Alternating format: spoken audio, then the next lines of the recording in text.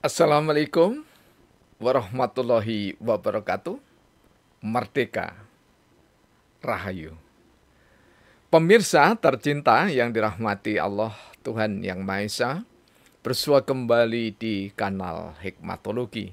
Monolog sederhana mengajak diri kita masing-masing berpikir, kian melembut, cerdas, dewasa, bijaksanakan hati nurani, berdasar kitab suci agama kepercayaan yang kita yakini.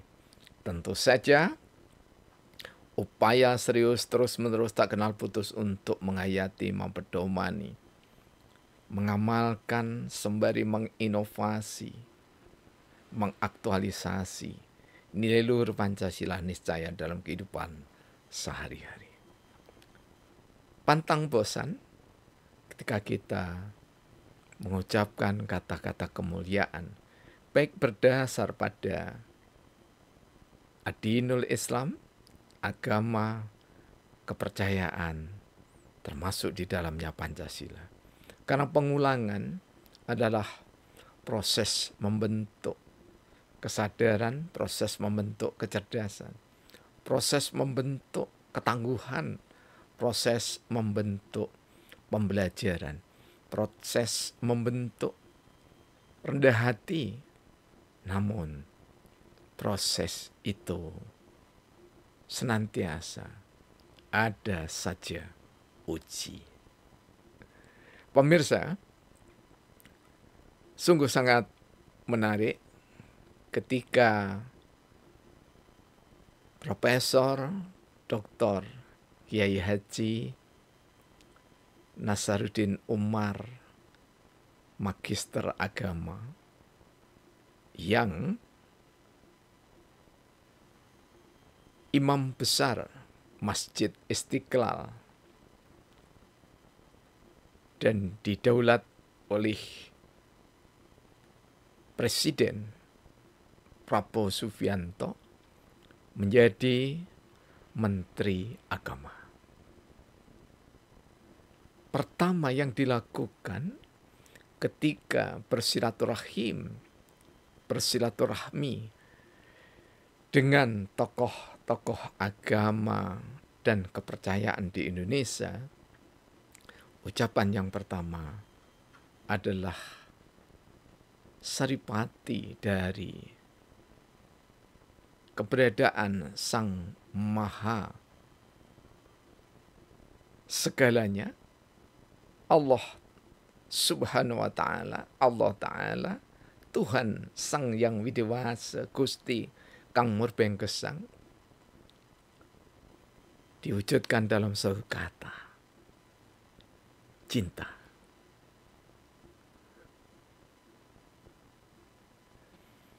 Mengapa seorang Menteri Agama mengawali perkenalan pada seluruh tokoh agama, bahkan kepada seluruh rakyat Indonesia? Mari kita mulai dengan cinta. Karena teringat kami di dalam satu riwayat bahwa segala sesuatu diciptakan oleh Allah Maha Cinta. Sehingga tidak ada satupun surah di dalam Al-Quran kecuali ada cinta di dalamnya. Bismillahirrahmanirrahim. Tersadar dibersamai Allah yang Maha Pengasih lagi Maha Penyayang. Cinta. Cinta ini dilukiskan oleh berbagai ulama antar generasi, bahkan tidak ada pujangga yang tidak menorehkan kata cinta apapun yang ditujunya.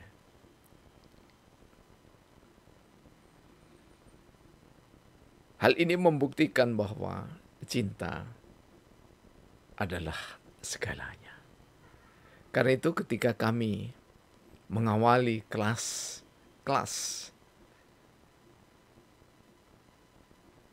konvensional, tatap muka, bahkan termasuk daring, tatap muka itu luring, senantiasa kami bertanya kepada mahasiswa, mengapa Anda ada di kelas ini?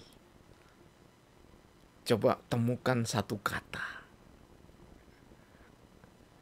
Dan setiap kelas tidak pernah ada yang menjawab dengan yang kami maksud. Tentu saja supaya kami jujur bersama mahasiswa, jawaban itu kami tulis dan saya letakkan di depan meja. Kemudian nanti mahasiswa kami minta membukanya.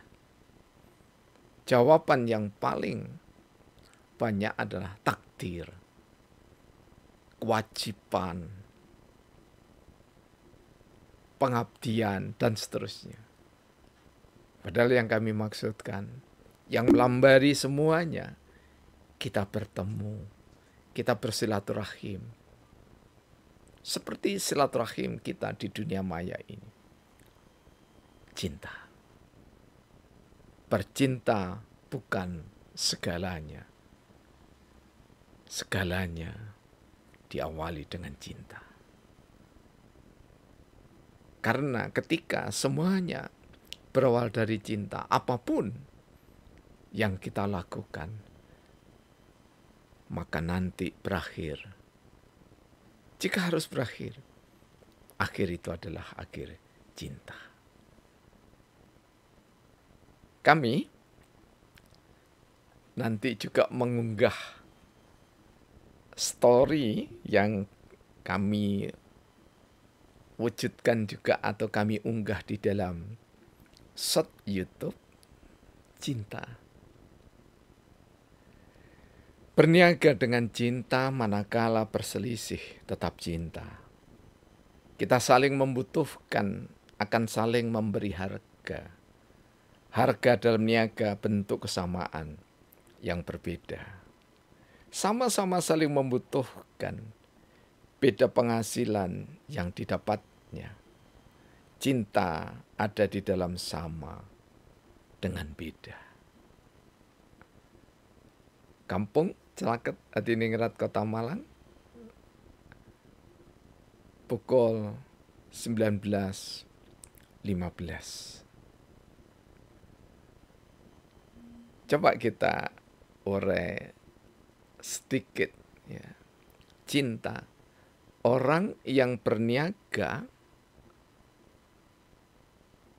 dengan cinta, manakala berselisih tetap cinta. Selisih harga tidak jadi beli, tetap cinta. Selisih harga ditawar, mufakat, jadi jual beli, tetap dengan cinta. Kalau orang kuno, lazim dulu ada ikat, ada akad maksud kami. Pembeli biasanya mengatakan saya beli, penjual mengatakan saya jual. Atau penjual yang mengatakan saya jual, kemudian pembeli mengatakan saya beli. Ini dulu dalam tradisi pasar tradisional di desa-desa, antara lain di desa kami Sumber Manjing Wetan, dilakukan seperti itu. Sama jual beli apapun. Ketika saling membutuhkan akan saling memberi harga. Jadi cinta itu demikian berharga. Karena itu ketika saling membutuhkan, saling memberi harga. Memberi harga ketika percintaan antara seseorang dengan orang lain, maka cinta itu harganya adalah pada makna, bukan pada rupiah, bukan pada niaga dalam arti jual beli benda atau harga barang. Harga dalam niaga bentuk kesamaan yang berbeda. Jadi satu sisi penjual itu menghargai barangnya ini adalah barang yang bagus atau istimewa. Atau juga ada cacat celahnya tetapi tidak ditutupi, namun justru ditunjukkannya. Harga dipasang, pasti ketika dalam pasar tradisional, maka ada penawaran. Saling tawar antara penjual dan pembeli. Inilah yang kami maksud dengan kesamaan yang berbeda. Sama-sama membutuhkan. Penjual membutuhkan laku barangnya, pembeli butuh barang yang ingin diperolehnya. Sama-sama saling membutuhkan, beda penghasilan yang didapatnya. Artinya beda penghasilan, satu sisi penjual menerima uang, sisi yang lain pembeli menerima barang. Uang dan barang sama-sama punya makna. Dan makna terdalam uang dan barang adalah rasa cinta. Karena itu, ketika seseorang terbiasa jual beli, maka lazim ada pelanggan. Dan pelanggan kebiasaannya mendapatkan tempat yang diistimewakan. Demikian juga ketika kita menebar cinta dan kasih sayang sesama, apapun rasa kasih sayang itu, cinta pertemanan, cinta persahabatan, cinta persaudaraan, baik di dunia maya maupun di dunia nyata, maka dasar cinta itu yang mengawali, maka prosesnya juga penuh cinta. Perkara ada batu sandungan, ada ketidakcocokan, maka tetap berakhir dengan cinta. Cinta ada di dalam sama dengan beda.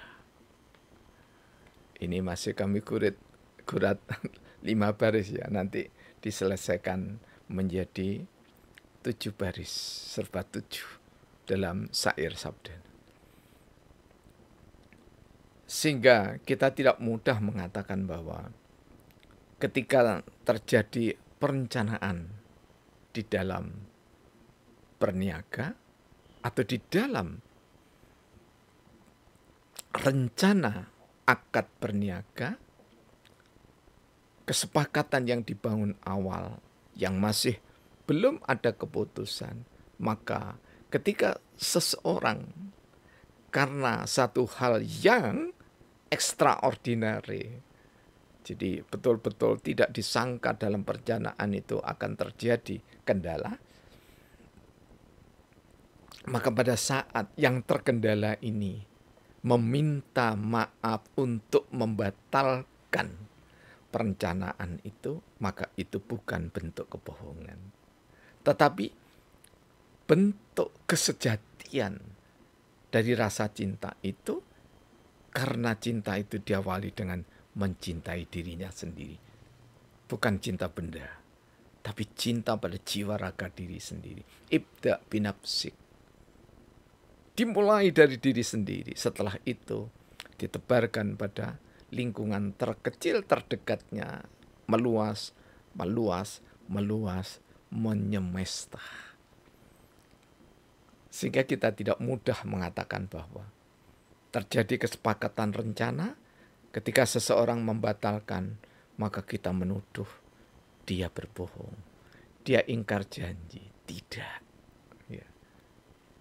Bahkan karena satu hal yang tidak diketahui, ini kasus nyata dalam jual beli, seseorang membeli gergaji di mana terjadi tawar-menawar manfaat. Ya. Jadi penjual mengatakan gergaji ini bisa dipakai untuk memotong tulang sapi, apalagi cuman kambing. Setelah dibeli, kemudian terjadi transaksi. Ya. Ternyata tidak bisa untuk memotong tulang. Karena peruntukannya memang hanya untuk memotong kayu, lebih tepatnya papan yang tipis. Lebih tepatnya lagi hanya untuk triplek dan multiplek. Di saat pembeli mengembalikan barangnya, penjual begitu sangat mulia.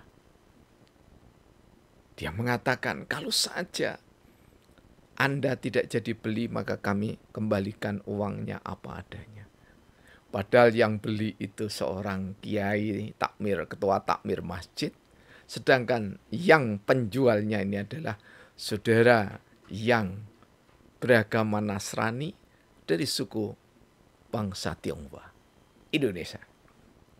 Jadi betapa sebenarnya saling memahami keterbatasan diri itu adalah keniscayaan ketika berniaga dengan hati. Lambarannya, dasarnya, fondasinya, cinta dan kasih sayang.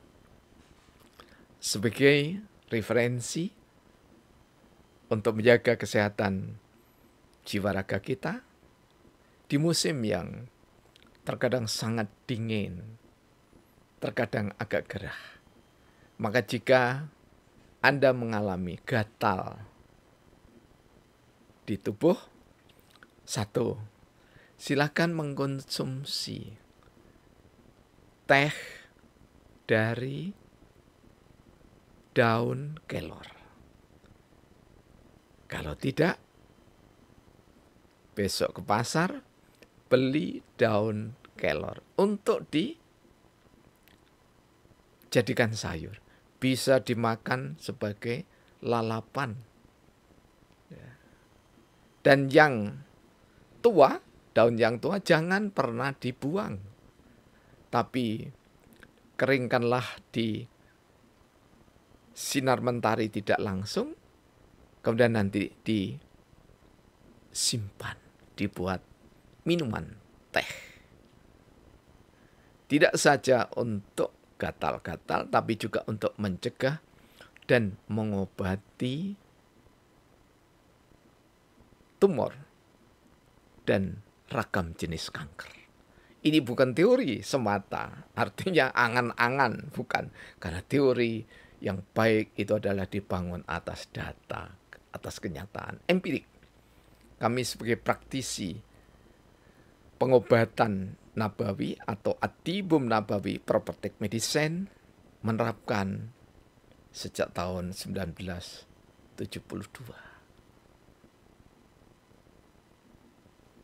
Apa alternatifnya jika sulit di tempat Anda untuk mencari daun kelor?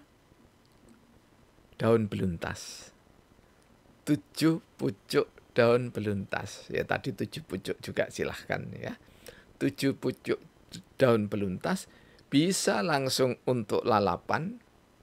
Cukup dicuci bersih saja tanpa dimasak. Kemudian boleh jadi Anda sangat ingin untuk meminumnya.